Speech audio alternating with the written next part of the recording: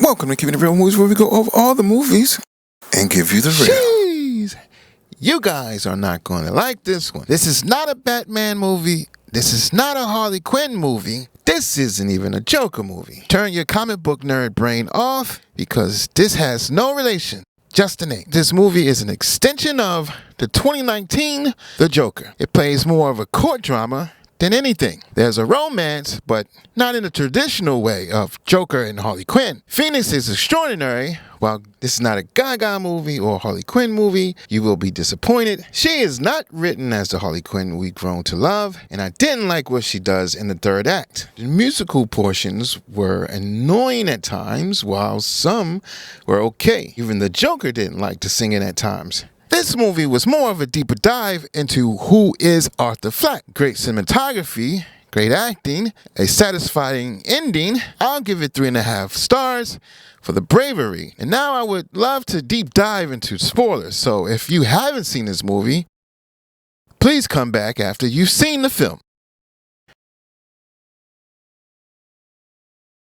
The Joker often mirrors the darker aspects of society, such as corruption, violence, a trauma that is often engendered by societal neglect and abuse. It is often ignored until society is forced to confront its own flaws, which serves as a wake-up call depending on how dire the catastrophe is. Instead of taking the measures to help those who are in need, they are mostly invisible or tossed into a societal gutter. In Arthur's case, he is just a man who was pushed, abused, and bullied all his life until he had a psychotic break, which caused him to create this character called the Joker. Arthur later on lives out his fantasy on a TV show and does something so vile and wicked that it shocks the entire city. What he does was so extreme and unforgettable, but is Arthur the villain, or did we fail Arthur as a society? He sees the love he gets from the fans and the people who admire and glorify him, so he becomes a hero. And Arthur loves the attention because for the first time in his life, he doesn't feel invisible. Arthur is now held on a pedestal, which is high as a cult leader. Society creates these false personas of celebrities by using their movies, interviews,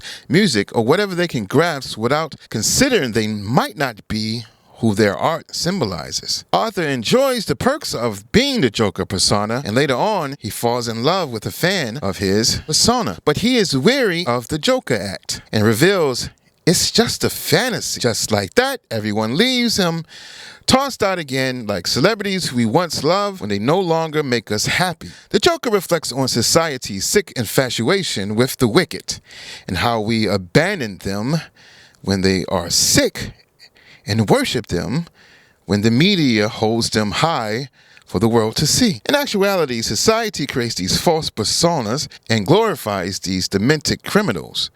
Therefore, society is the villain. And that's keeping it real. You're awful, Mark. Me? I'm awful? Oh yeah, how am I awful? Playing my video. Inviting me on the show. You just wanted to make fun of me. You're just like the rest of them. You don't know the first thing about me, pal. Look what happened because of what you did, what it led to. There were riots out there. 2 policemen are in critical condition. You're laughing. You're laughing. Someone was killed today because of what you did. I know. How about another joke, Murray? No, I think we've had enough of your jokes. What do you get I don't think so. when you cross I think a we're mentally done ill with your loner jokes. with That's a it. society that abandons him and treats him like trash? Call the police, I'll Gene. tell you what you get. Call the police. You get what you deserve.